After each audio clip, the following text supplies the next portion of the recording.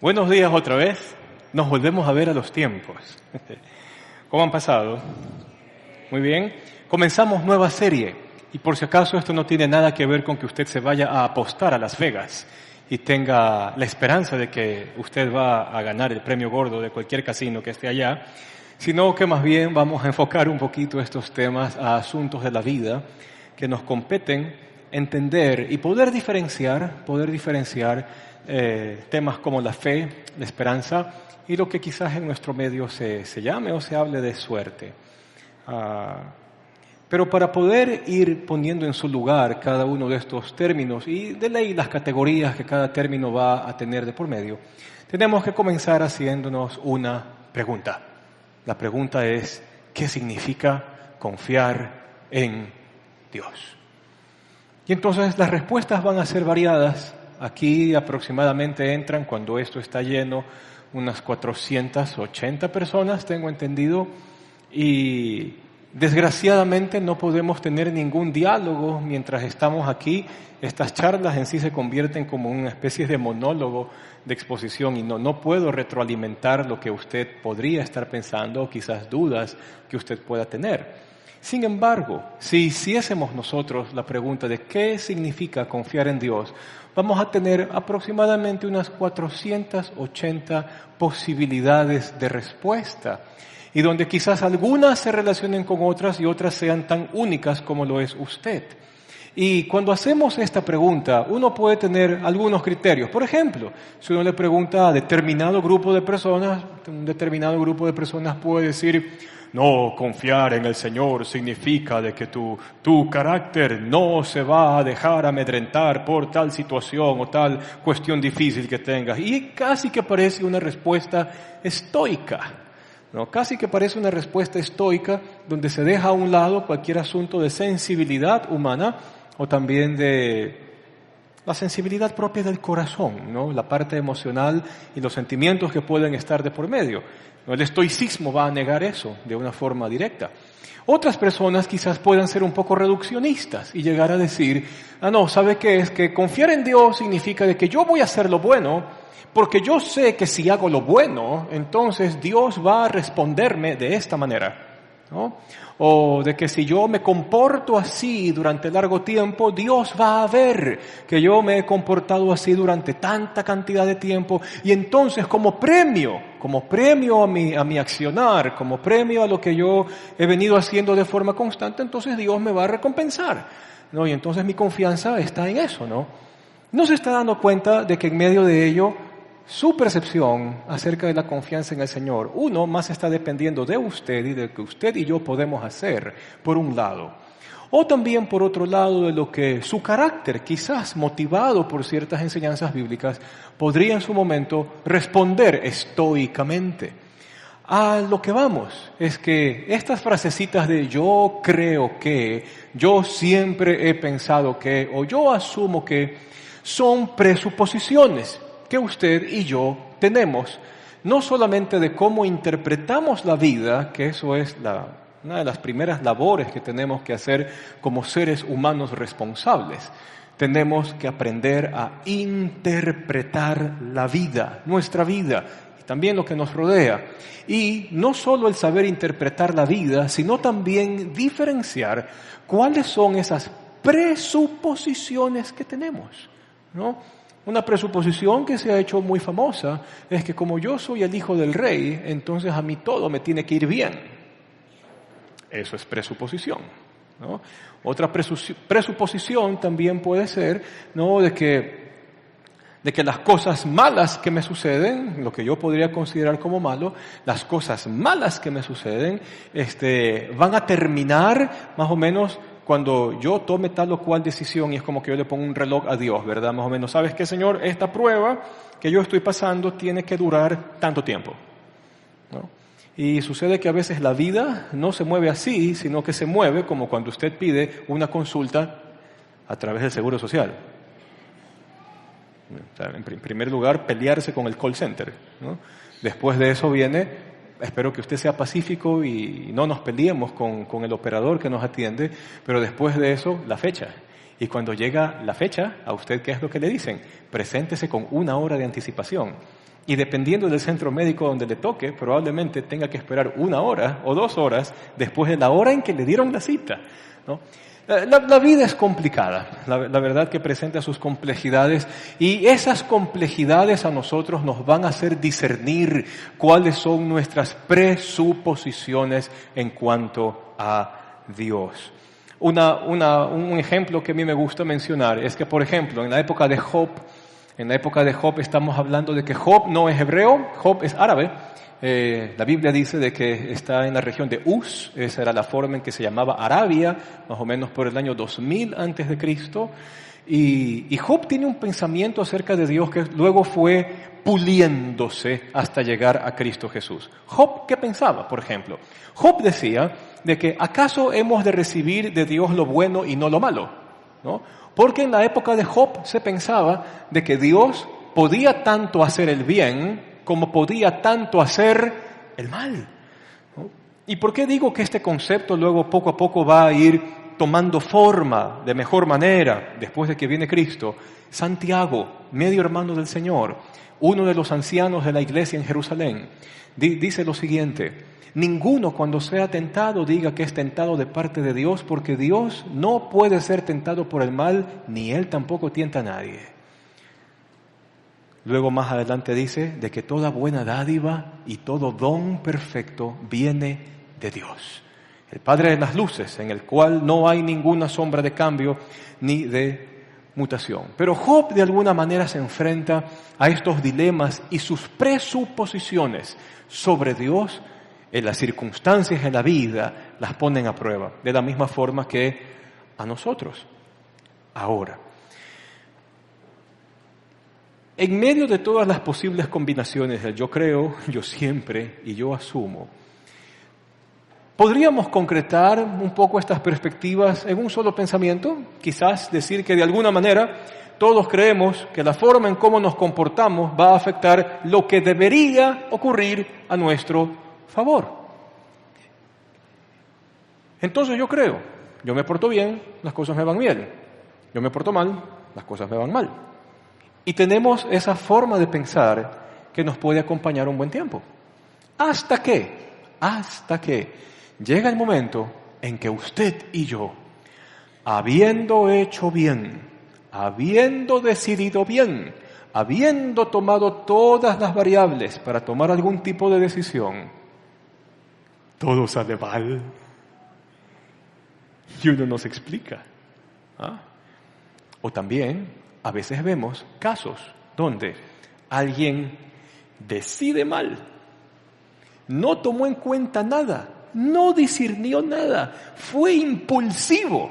Y uno inmediatamente dice, después de ver ciertos resultados, le fue bien a este. Le fue bien a este. Y lo que acontece en este ejercicio es que cuando yo uso mis presuposiciones para tratar de entender a Dios, y sobre todo, yo hago de la vida un reduccionismo insano como este, que tiene que ver que la manera en cómo nos comportamos va a afectar lo que debería ocurrir a nuestro favor, ¿no? Puedo yo llegar a comenzar a pensar mal sobre quién es el Señor y qué es lo que Dios hace en la historia humana. ¿Y por qué hablamos de complejidades? Porque por lo menos hay un par de elementos que nos gustaría poder compartir en esta mañana. La primera son las decisiones que tomamos en la forma de vivir. Usted puede ver ahí 2 palabritas, me gustaría que toda la claqueta esté presente. Gracias. Decisiones en la forma de vivir. Y espérese un rato, porque ya desde allí yo ya tengo un sinnúmero de variables y que por si acaso la Biblia, dentro de su narración total, estoy hablando desde Génesis hasta Apocalipsis, todo el libro va a abrazar la gran complejidad de variables que se presentan en nuestro diario vivir. Nuestra vida no es simple en cuanto a explicar qué variables intervienen. Nuestra vida es compleja.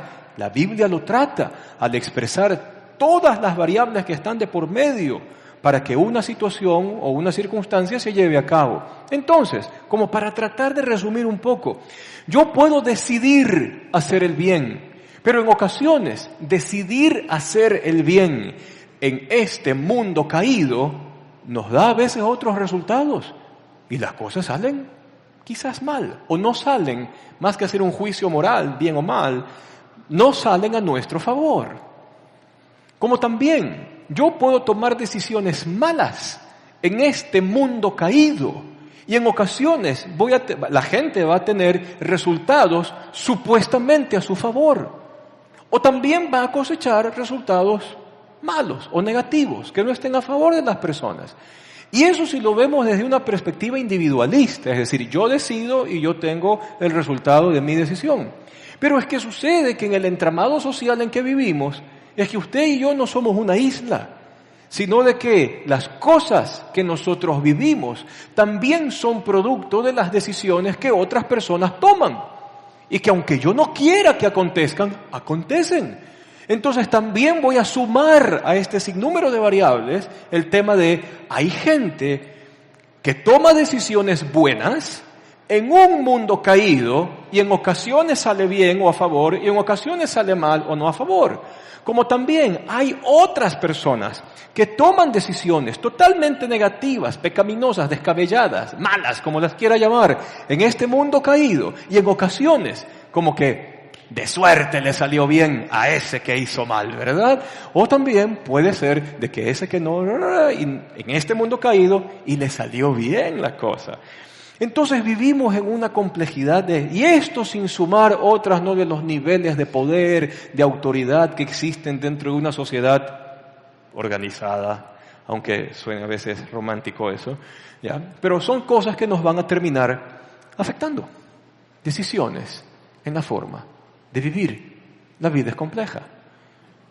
Solamente para hilar otro poco más con la vida de Job.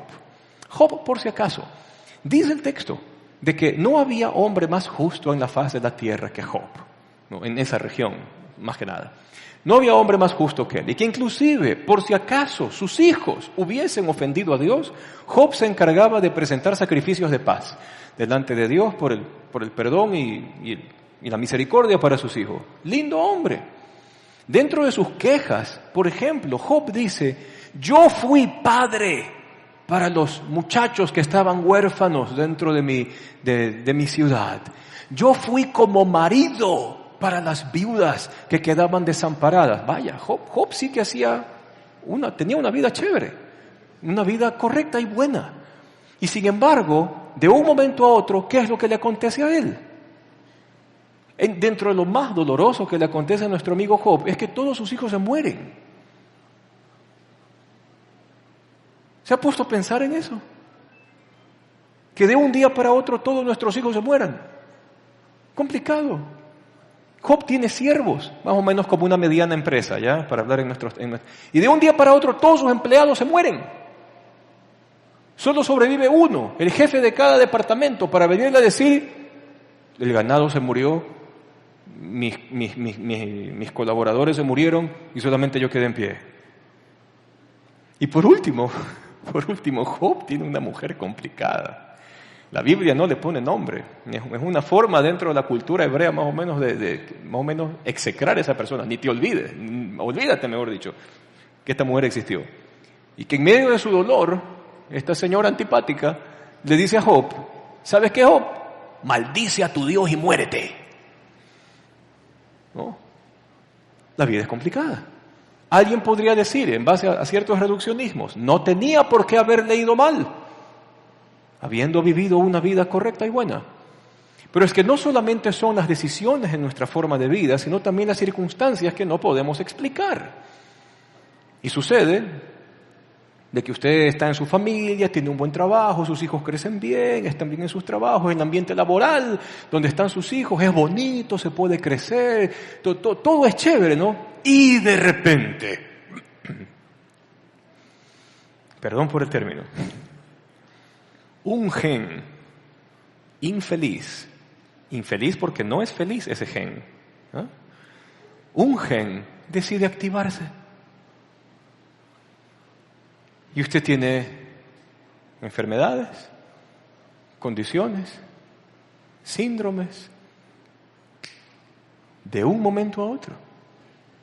Circunstancias de la vida que no podemos explicar. ¿Qué acontece allí? No solo Job, le pongo otro ejemplo, José. Siempre se ha hecho la crítica, por lo menos dentro del texto, de que José era un muchachito arrogante, ¿ya? La mayoría de adolescentes pasan por ese tiempo, ¿no? O sea, más o menos entre los... ¿Qué edad ahora? ¿Ahora maduran más rápido o maduran? No. Aprenden a manejar tecnología más rápido y maduran más lento, ¿no? Hoy hay adolescentes de 30 años. Ya, si le tocó, perdóneme. No es culpa. Ya. Pero José es un muchacho arrogante, donde tiene sueños y le dice a su papá, a su mamá y a sus hermanos: ¿sabes qué, papá? ¿Sabes qué, mamá? Yo soñaba que mi trigo estaba en medio y venían sus hatos de trigo y todos sus trigos se postraban delante del mío, ¿no? Se come el mundo con $100 a pie y con una mochila, ¿no? Y luego tiene otro sueño: papá, mamá, mira, yo soñaba de que yo estaba en medio y que el sol, la luna y las estrellas venían y se postraban delante de mí. Ok, muchachito arrogante, ¿no? Muchachito arrogante, malcriado, ya. Pero por eso, ¿usted se imagina? Un hermano lo quiere matar. Y no es la típica pelea: no, te voy a matar. No, ahí sí es en serio. No, agarrar el cuchillo y degollar, ¿ah? Un hermano lo quiere matar. El otro hermano le dice: no, hagamos plata contigo, mejor te vendemos, ¿ya? No manchamos nuestras manos con... te vendemos. Te vendemos como esclavo. ¿No? Te vendemos como esclavo. Pobre padre, le tienen que haber dicho estos hermanos: ¿se imaginan la cachaza de ir a la tienda donde vive Jacob con la ropa de José? Padre, encontramos la ropa de nuestro hermano bañada en sangre. Y a estos no felices de los hermanos de José no les importa ver el corazón de su padre hecho trizas por 15 años aproximadamente, que duró el tiempo entre que José fue vendido y José se reencuentra con su familia. Hay circunstancias. Ahora, ¿qué pasa en medio de eso? Hay una dinámica bonita. Bueno, interesante. ¿Cuál es la dinámica? Si a esta complejidad de vida, complicada por mis decisiones de los demás y decisiones que se van generando ya por las otras circunstancialidades de este mundo, que ya hace compleja la cosa, ¿verdad? Si yo a este fenómeno de realidad, yo lo pienso interpretar bajo mis presuposiciones, eso es un cóctel mental horrible, porque voy a entrar en shock. Voy a entrar en shock. Y lo que va a acontecer es que si yo fui una persona que estuvo de alguna forma motivada por las enseñanzas de Dios, por la cultura familiar, por la moralidad que se maneja dentro de mi entorno social, esperando que sea sano, si yo soy una persona que ha obrado lo que es correcto y lo que es bueno, y yo no tengo los mejores lentes para ver e interpretar mi realidad, en su momento yo voy a decir: no vale la pena ser justo. No vale la pena ser justo. O si yo estuve cuidando mi salud, mi alimentación por toda la vida o muchos años de mi vida, y de repente me cae una enfermedad catastrófica. Si yo no tengo los lentes correctos, yo voy a comenzar a decir: ¿sabes qué, Dios mío?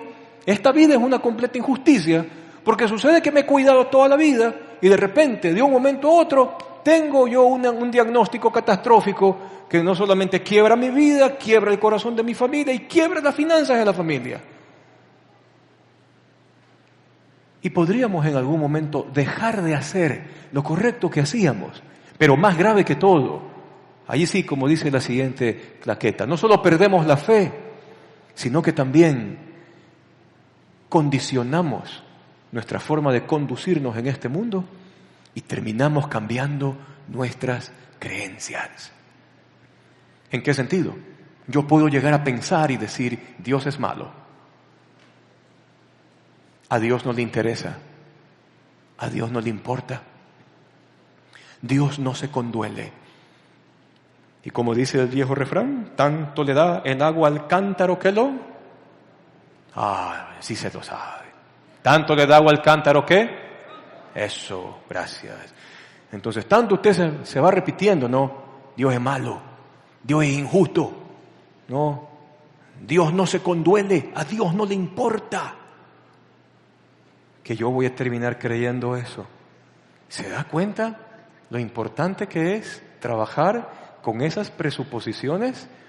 Porque si con presuposiciones incorrectas, usted está al revés de lo que yo estoy, con presuposiciones incorrectas, me enfrento a la realidad tan dura, tan chocante como pueda ser, y si con estas presuposiciones incorrectas yo interpreto esto, mi conducta se va a modular, y peor que eso todavía, mis creencias en cuanto a quién es Dios van a terminar afectadas de una forma terrible.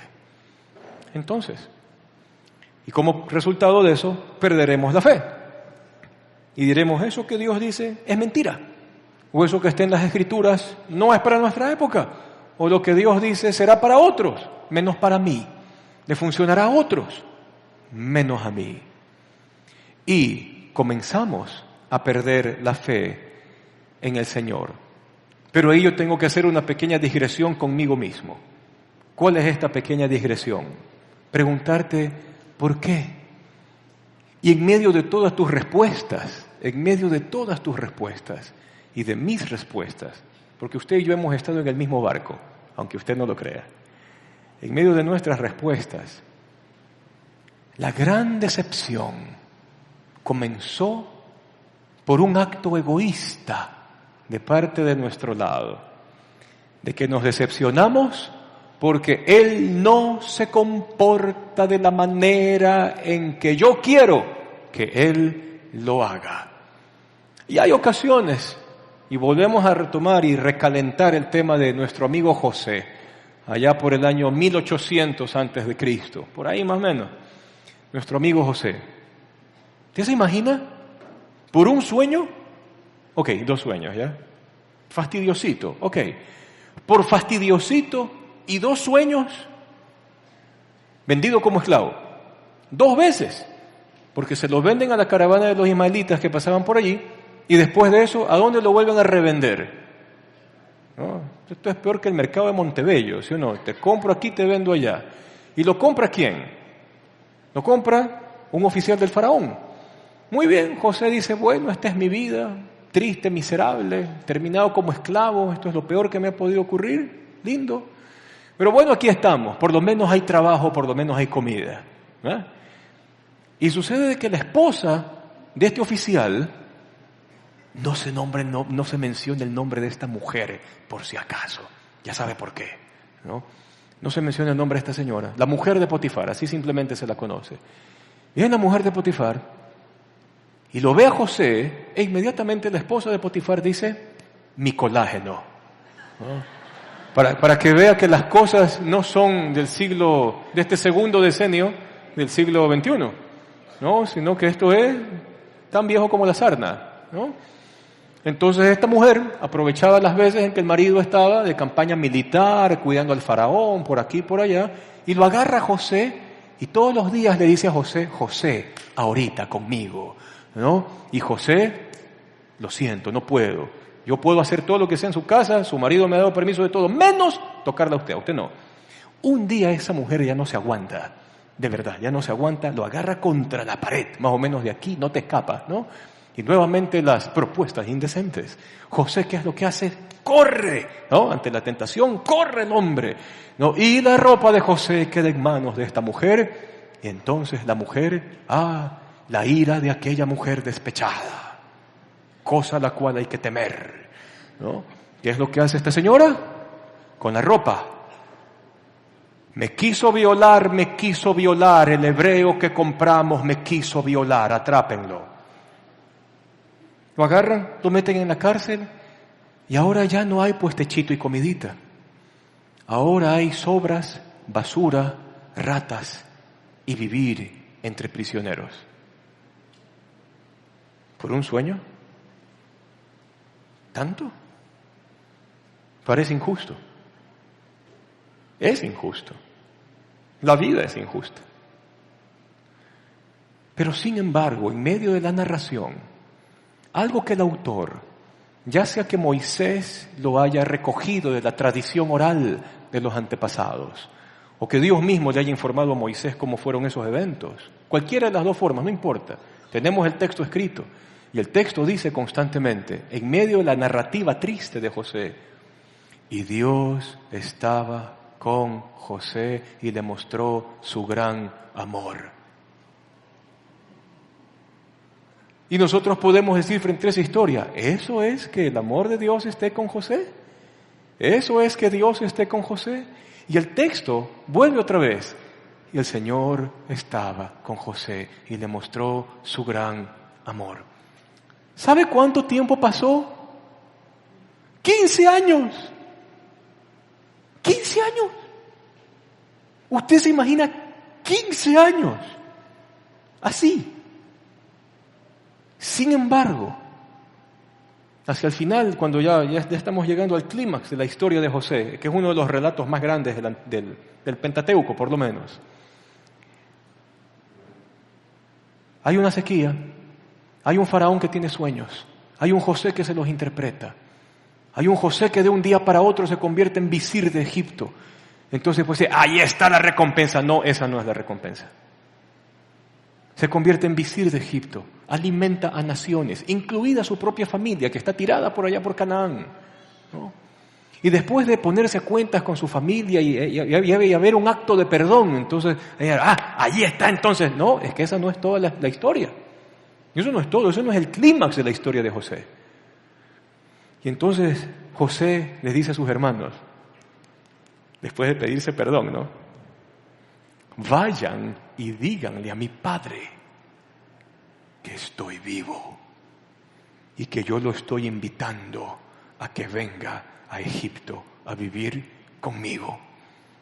He hablado con el faraón nos ha dado la región de Gosén para que nuestras familias puedan crecer juntas. ¿Se imagina cómo fue para los hermanos de José presentarse donde su padre viejo? 15 años después, Jacob ha pasado 15 años llorando a su hijo, no entendiendo absolutamente nada, de por qué pasa eso. Y de repente van los hermanos, ¿quién le dice? Tú dile, tú quisiste matarlo, tú lo vendiste. ¿Qué importa? Cualquiera. Papá, dígame, hijo mío, papá, nuestro hermano José está vivo. Eso tiene que haber sido un boom en la tienda de Jacob, ¿no? ¿Qué? Y se imagina el diálogo, ¿no? Complicado, ¿no? Volver a llorar, heridas que se vuelven a abrir, cosas que se tienen que decir. Complejo, necesario, difícil, producto de injusticia. Claro que sí.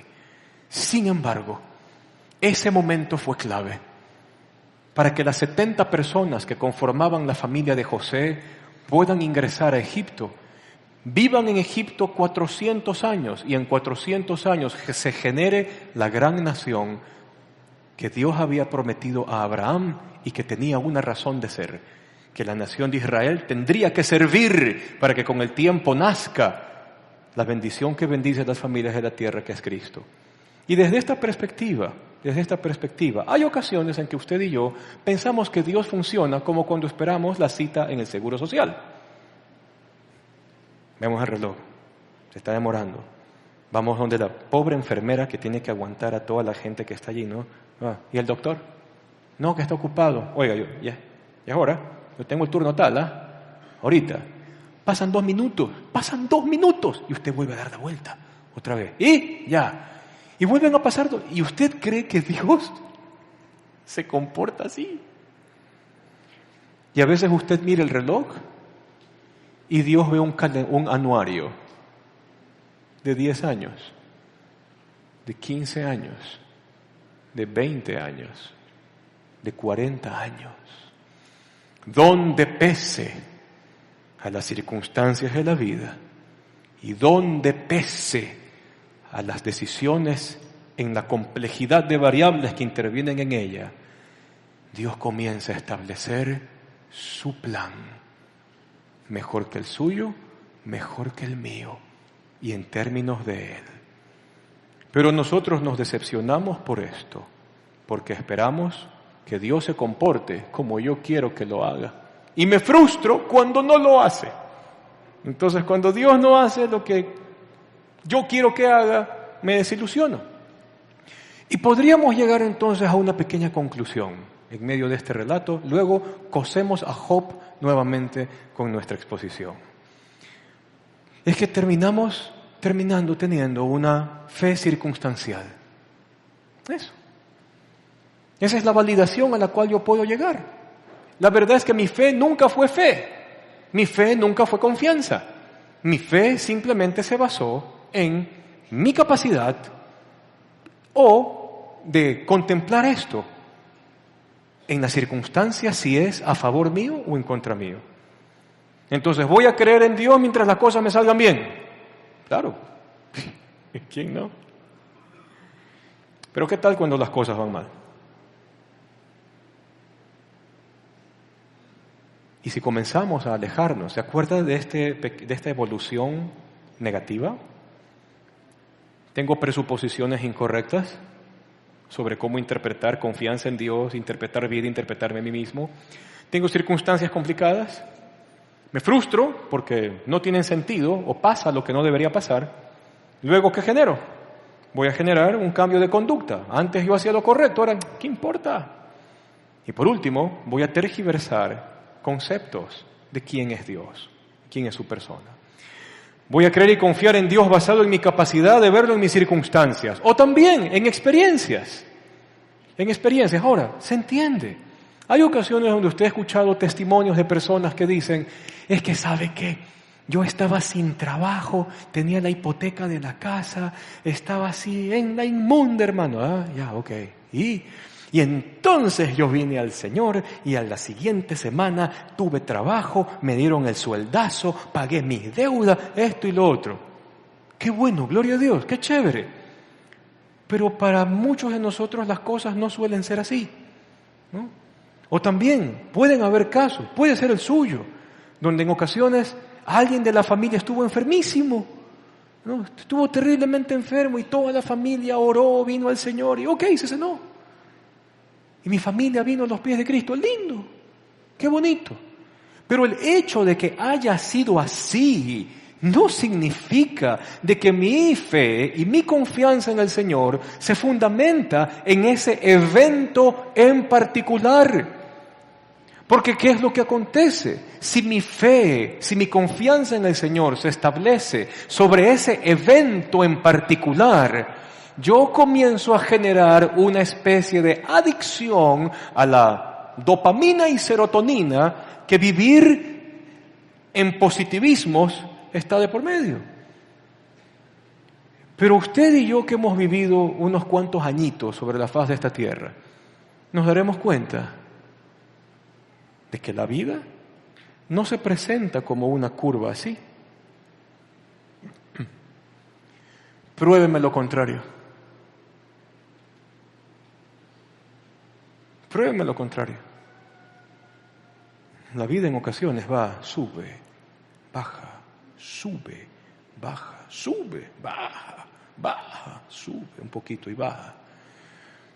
Y si yo voy a fundamentar mi confianza en el Señor en estos picos, creo en el Señor cuando todo está arriba, dejo de creer cuando todo está abajo, nuestra fe no fue fe. Fue una fe circunstancial. Fue una fe circunstancial. ¿Y sabe algo? Nos hace daño. Nos hace daño. Porque todo comienza a colapsar. ¿En qué sentido? Solo le dejo una variable para pensar. Su concepto de valía y de amor propio, de forma sana y saludable, necesita tener el equilibrio del amor divino. Uno puede, como dijo Jesús, no ama a tu prójimo como a ti mismo. Entonces hay gente que dice, ámate a ti mismo, y ni siquiera saben qué es amarse a sí mismo. El correcto amor propio nace de una percepción equilibrada del amor divino para mí. Entonces espérese pues, Si yo voy a esta evolución, mala percepción, realidad de la vida, cambio de acciones, cambio de creencias, ¿quién va a terminar afectado? Usted. Su valor delante de Dios, usted lo manda al piso, solito. La perspectiva de su vida frente a la realidad se va para el piso. La significancia de su existencia en este mundo se va al subterráneo. Todo comienza a colapsar. Entonces hay otros que llevan la experiencia quizás a eventos, ¿no? Entonces vente al concierto, vente a que te pongan las manos encima, alguna cosa de esas, ¿no? Que está muy de moda también. Y vivimos de experiencia en experiencia. Entonces, si siento la corriente, se me paran los pelitos, alguna cosa de estas, entonces Dios está allí. No. Me convierto en un adicto a una especie de dopamina o serotonina que pide que las experiencias sean siempre positivas. Y la vida nos demuestra lo contrario. Entonces, puedo llegar a una conclusión sobre mí mismo. Yo mismo. Espero que usted también. Yo soy malo interpretando las circunstancias. Pero es una labor que tengo que hacer. Así sea dolorosa. Y solemos pensar de que Dios está con nosotros por ciertos periodos de tiempo, especialmente cuando la curva está para arriba, y que Dios deja de estar con nosotros cuando la curva está para abajo. ¿Se imagina esa relación esquizofrénica? Eso se llama toxicidad. Hasta en las redes sociales el tóxico, la tóxica. Vuelve, se separa. Eso es enfermo. O sea, si usted está atrapado en una cosa de esas, huya. ¿Ya? Pero eso es enfermo. Entonces voy a pensar, Dios está conmigo, Dios me dejó. Dios está conmigo, Dios me dejó. Dios está conmigo, Dios me dejó. Dios está conmigo, Dios me dejó. ¿Quién puede vivir así? Nadie. Y entonces viene Job. Terminemos con José un poquito. Que repetía el texto constantemente. Y Dios estaba con José y le extendió su gran amor, aunque le estaba yendo mal. Vamos con Job. ¿Se acuerda de Job? Hacía sacrificio por sus hijos, se portaba bien, era un hombre justo, era lo máximo Job. Pierde todo, se queda la mujer, pero pierde todo. Desarrolla una enfermedad en la piel terrible, vienen los amigos, lo acusan, es una locura. Y aquí viene algo interesante del texto bíblico, para aquellos que quieran portarse estoicamente. Acepta la voluntad de Dios, sin llorar, con firmeza. Usted lee Job. Job ahora últimamente es uno de mis héroes de la Biblia favoritos. Usted lee Job, usted se topa con un Job. Y por cierto, cuando se introduce a Job en el capítulo 1, dice el texto, y Job no pecó en ninguna cosa que dijo. ¿Qué le parece? Muy bien. Y uno revisa todo lo que dice Job. Entonces Job en una de esas dice, maldito el día en que nací. ¿Y cómo es posible? El hombre más justo en la tierra. El texto mismo dice que no pecó en todo lo que dijo. Está diciendo ¿qué cosa? Maldito el día en que nací. Maldito el día en que la partera le dijo a mi madre que había nacido varón. ¿De qué me sirve entonces haber guardado mis pasos? ¿De qué me sirve entonces haberme guardado del mal? ¿De qué me sirve entonces haber vivido mi vida con el temor de Dios? ¿De qué me sirve haber sido padre para huérfanos, marido para viudas? ¿De qué me sirve haberle hecho bien a todo el mundo? ¿De qué me sirve? Pero hay algo que estaba haciendo Job y que quizás lo resume en una de sus intervenciones Eliú, un amigo muy cercano de Job, joven, y que ese no mete la pata como los otros amigos de Job cuando le hablaron. Y en una de esas Eliú le dice a Job, ¿sabes qué, Job? Tienes que ver algo que tú estás haciendo y que otras personas de otras naciones no hacen. Y Job se debe haber estado rascando, sacándose sangre, probablemente enojado y más o menos, ¿y qué es lo que me vienes a decir, no? Y dice, mira, porque las otras naciones atraviesan tiempos malos, tiempos difíciles, les pasa de todo. Y ninguno de ellos dice, ¿dónde está mi hacedor que inspira canciones en la noche. ¿Cuál fue la cosa bonita de Job? Él no iba con el argumento, lo que me pasa es correcto, porque no es correcto. Job tampoco va con el argumento, ¿verdad? Yo voy a soportar estoicamente el dolor, porque tampoco se trata de eso. Job está haciendo lo correcto porque va con sus quejas, con sus dolores y con su sentido de que ha sido violentado delante de Dios todas las noches. Y en cada ruego de Job estaba la frase, ¿dónde está mi hacedor? O en otras palabras, enséñame a ver, Señor, ¿dónde estás tú en medio de esto? Que no entiendo. Y nadie ha pasado por eso, que yo sepa, dentro de esta comunidad, las que pasó este señor, hace unos 4,000 años atrás. Complicado. ¿Me hago entender hasta allí? Ok. Entonces el Eliú puede terminar con eso. Y vamos acá. Evaluamos la presencia de Dios en periodos de tiempo. Entonces Job pensaba de que como le iba bien, Dios estaba con él. Y como le fue mal, pensaba que Dios no estaba con él. Hasta que un día Job dice, me cansé, me harté. En este momento yo solicito al mismo Creador que me dé audiencia, porque necesito preguntarle cosas a Dios. Está bravo, pero por lo menos lo conversa con el Señor, ¿no? Y luego dice el texto, que entonces el Señor le respondió a Job desde el torbellino. ¿No? Y hay una retórica bonita. ¿Quién es este que quiere ensombrecer el consejo? ¿No? ¿Quién eres tú? ¿No? Y entonces Dios le dice, ok, está bien. Yo te voy a responder si tú primero me respondes a mis preguntas. Ya. Tú que lo entiendes todo, señor Job, y que has dicho todo lo que has querido, todas las noches que yo te he escuchado, ha sido un placer haberte escuchado y acompañarte y todo, pero esta vez yo voy a preguntar. Tú me respondes lo que yo te pregunto y luego yo te respondo lo que tú me preguntas. ¿Sale? Sale y vale. Entonces comienza el Señor. Primero respóndeme, Job. ¿Tú sabes cómo hacen las estrellas para estar juntas en constelaciones y que no se muevan en la faz del universo en el firmamento? ¿Cuál es la respuesta? No. Salvo que usted estudie astrofísica, pero a duras penas tendrá un acercamiento teórico y más allá de eso no lo podrá tener. ¿No? Otra. ¿Sabes tú, Job, cómo hacen las aves de los cielos para identificar los cambios de las estaciones y saber a dónde dirigirse sin que nadie les haya enseñado hacia dónde tienen que volar? ¿Y qué cree que le respondió Job? No sé. Ok. Vamos. Una de tres, Job. Vamos con la última. ¿Sabes tú cómo yo hice para que los mares no pasen del límite?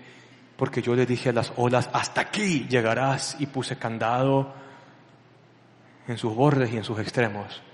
Respóndeme, tú eres sabio. Respóndeme para entenderte. ¿Y qué es lo que hace Job? No sé, Señor. Entonces Dios le dice, ok, no te voy a responder lo que tú quieres que yo te conteste. ¿Cuál es la enseñanza en medio del diálogo? Hay complejidades tan densas en el entretejido de nuestra vida que probablemente nuestra cabeza no alcanzaría a entender la extensión de lo que me pasa. Y si yo a veces pregunto, ¿y por qué me pasa a mí? Quizás me debería preguntar, ¿y por qué no? ¿Por qué no? ¿Qué corona tengo? ¿Por qué no me podría pasar a mí? Al final de la historia, Job reconoce ante Dios y dice, ¿sabes qué, Señor? Yo conozco que tú puedes todas las cosas. He hablado cosas que no he entendido. De oídas te había oído, hoy mis ojos te ven, hoy mis ojos entienden cómo tú intervienes en la historia humana sin romper el albedrío de los hombres. Eso es algo increíble dentro de la perspectiva divina. Y Job entendió. Pero nos desilusionamos porque no estamos con nuestros sentidos afilados para interpretar nuestra vida y cómo encajan estas circunstancias negativas en ocasiones en el quehacer de la historia divina dentro de nosotros. Y si bien hay momentos en que Dios usa alguna experiencia para fortalecer nuestra fe, pero ese momento para iniciar nuestra fe no se convierte en el fundamento de nuestra fe. Y eso es lo bonito de ser discípulo de Jesús, que nuestro fundamento de vida no se basa en nada, alguna experiencia, alguna habilidad que yo tenga o algún momento en particular, porque los momentos van y vienen. Pero Dios es, por ese lado, firme y sólido. Y eso es chévere. Cristo me ofrece una fe sólida. ¿Y sólida por qué? Sólida ¿por qué? El autor de Hebreos, cuando escribe su carta, allá por el capítulo 4, le está escribiendo a una comunidad judía cristiana. Son judíos de nacimiento, son cristianos de creencia. ¿Ya? ¿Y cuál era la tentación en ese entonces? Los judíos de religión, es decir, judíos de raza que practican el judaísmo del primer siglo, ¿no? Ven mal a los cristianos y entonces los judíos le dicen a Roma, ese de allá es judío, ajá, sí, pero es cristiano y no está bajo el techo que protege al judaísmo. Así que Roma, encárguese de él. Y claro, muchos judíos cristianos se veían tentados a renunciar a Cristo porque les estaba yendo mal, para volver a la protección que les daba el Imperio Romano, por ser judíos de religión. Entonces, ante este peligro, por esta circunstancia de la cual no tienen control y que es injusta y que es horrible y que es sangrienta, dice el autor de Hebreos, por lo tanto, ya que en Jesús, el Hijo de Dios, tenemos un sumo pontífice, un gran sumo sacerdote. Sacerdote en latín es pontífice, ¿ya? Ya que en Cristo Jesús tenemos uno solo existe, un gran sumo sacerdote que es Cristo, que ha atravesado los cielos, aferrémonos a la fe que profesamos. ¿Qué es la fe que profesa la iglesia del primer siglo? Todos estos conceptos que uno los comienza a entender dentro de la proclamación o del querigma apostólico, de que todas las profecías hechas a los antepasados se habían cumplido en Cristo, de que Él mismo se hizo hombre, de que estuvo haciendo el bien, que murió y resucitó conforme a las Escrituras, que es Señor y juez de vivos y de muertos y que viene por segunda vez. Claro, hoy lo podemos recitar de forma sencilla y rápida, pero cada elemento en particular, cuando yo lo comienzo a abrir de alguna manera, tiene un sentido global. Créame, es increíble ver eso. Pero esta es la fe que la iglesia profesa. La fe no es en una experiencia, la fe no es cómo está el mundo, la fe no es cómo va la vida, la fe no es cómo soy yo, la fe es la confianza en quien es Él, conforme lo dice el Evangelio. Y nada más. Simple y sencillo. Entonces, el fundamento de nuestra fe no es una experiencia. Es que cuando pasó tal cosa, yo sentí. No, ese no es el fundamento de la fe. No, es que vino tal persona y me oró. No, tampoco ese es el fundamento de la fe. No, es que yo estaba enfermo y me sané. Experiencia bonita, pero ese no es el fundamento de la fe. Es que yo no tenía trabajo y tengo trabajo. Ok, bonito lo que aconteció. No, es que no había estudiado para el examen y el profesor dijo todos tienen 100. ¡Guau! Increíble. ¿No? ¿Alguna vez le pasó eso? ¿Nunca? A mí sí. Y en Espol. Chisme. Mi fe no radica en experiencia. Mi fe no radica en oración contestada. Mi fe radica en una persona. Cristo, Jesús. Y entonces yo puedo hacer como José y decir, me puede estar lleno de la inmunda. La vida está de una forma horrible, es invivible esto. Ok, es cierto. Pero no te olvides, el Señor está conmigo y me extenderá y me extiende su gran amor. O quizás voy a aprender lo que aprendió Job.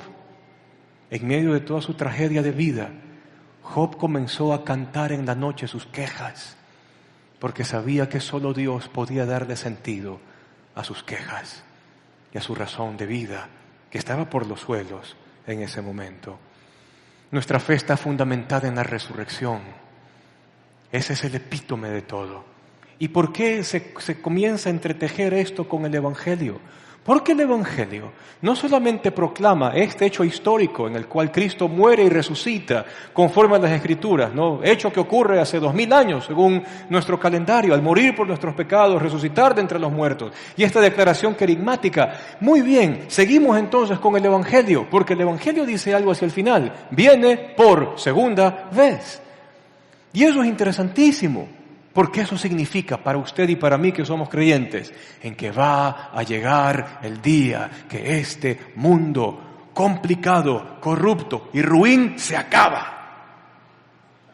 Y Dios le va a poner el punto final a la historia humana desde esa perspectiva pecaminosa, corrupta, e iniciará cielos nuevos y tierra nueva, y nosotros vamos a estar allí. O si pudiésemos cambiar nuestro chip de estos 80 o 90 años que nos toquen vivir en este mundo y comenzar a pensar en lo eterno, de saber de que todo lo que se cumplió en Jesús será real en nosotros también cuando vuelva por segunda vez y se establezca el reino. Entonces, hagamos nuestra la conclusión a la que llega el autor de Hebreos. Dice allí, puestos los ojos en Jesús, aquí está en NBI, ya no importa. Fijemos la mirada en Jesús. Puestos los ojos en Jesús, el iniciador y el consumador, el perfeccionador de nuestra fe. Allí reposa, quien por el gozo puesto delante de él soportó la cruz, menospreció el oprobio, la vergüenza que la cruz significaba, y hoy Cristo está sentado a la diestra de Dios. Así pues, considerar es aprender, admirar, emular, imitar, ¿ok? Así que consideren a aquel que perseveró frente a qué? Que perseveró frente a tanta oposición, a esa turba de contradictores que había delante de él por parte de los pecadores, para que ustedes no se cansen ni tampoco pierdan el ánimo. Si estoy pasando las de Job, no se olvide de cada noche ir delante de Dios y decir, ¿dónde está mi Hacedor que inspira las canciones de mi corazón en la noche? Si estoy pasando las de José, no se olvide del gran renglón que está a lo largo de toda esa narrativa. Y Dios estaba con José y le mostró, le extendió su gran amor. Desde esa perspectiva, no es cuestión de suerte. Desde esa perspectiva, esto es más que esperanza. Esto es fe. La convicción en Cristo Jesús como el fundamento del sentido de mi vida. Vamos a orar para despedirnos, por favor.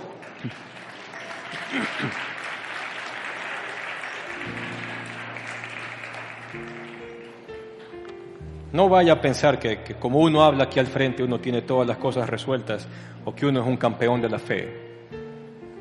Somos tan frágiles como ustedes, quizás hasta más frágiles que ustedes. Pero Cristo nos da ánimo para seguir un día más, un año más, una década más hacia adelante. Por si acaso, antes de orar, tengo que hacer acuerdo de dos cositas. La primera, el próximo domingo, ¿qué feriado es? Hay puente por el 9 de octubre, por lo tanto vamos a tener una sola celebración a las 11:30. Por favor, venga a tiempo para que se siente cerca de nosotros, ¿ya? Segunda noticia, ¿qué es el domingo 15? Ok, muy bien. Entonces, ese domingo de votaciones, asimismo vamos a tener una sola celebración a las 11:30, ¿ya? Verá que les aviso. No vaya a ser que usted venga el próximo domingo a las 9:30 de la mañana y no nos encuentre operativos. Siguientes 2 semanas tenemos una sola celebración a las 11:30, ¿sí? Vamos a orar. Gracias, Señor. Gracias, Señor, porque tú escuchas nuestras canciones de dolores y lamentos. Y te pedimos, Señor, que nos ayudes a atesorar esos momentos, de acercarnos a ti en medio de nuestro dolor y angustia, sabiendo que aun cuando no parezca y las cosas están saliendo mal, tú sigues estando con nosotros. Y de que existe un hermoso plan que termina bien para el mundo entero. Cuando tú renueves los cielos y la tierra, y si nuestros cuerpos en esta vida fueron golpeados por alguna u otra cosa, gozaremos de un cuerpo inmortal junto a ti. Gozaremos de una realidad eterna, sin dolor, sino que más bien llenos de consuelo y alivio. Y permítenos, Señor, cambiar por tu Espíritu y tu palabra el chip que a veces tenemos en nuestra cabeza de cómo mal interpretamos las cosas. Y queremos hacerte a ti culpable de un sinnúmero de ellas. Antes bien, ejercita nuestros ojos, te lo pedimos, para que podamos contemplarte cómo intervienes en la historia humana a pesar de las decisiones humanas y cómo buscas traer redención y salvación no solo a nuestros corazones, sino también al mundo entero. Gracias por ello. Estamos, Señor, en tiempos de elecciones. Hoy es el debate. Muchos de los que estamos aquí veremos el debate, como sea que sea. Pero te pedimos, Señor, que siempre tus principios, tu forma de ver las cosas, de sopesar justicia, de sopesar a los gobernantes de los pueblos, esté en nuestro corazón, para que de alguna manera, en medio de la democracia temprana que aún seguimos viviendo, nos enseñes a escoger bien. Y te damos gracias.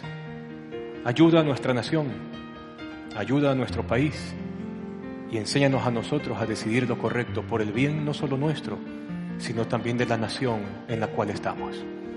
Te damos gracias, Señor, por todo, en el nombre de Jesús. Amén. Amén. Dios le bendiga. Nos vemos el próximo domingo. Chao.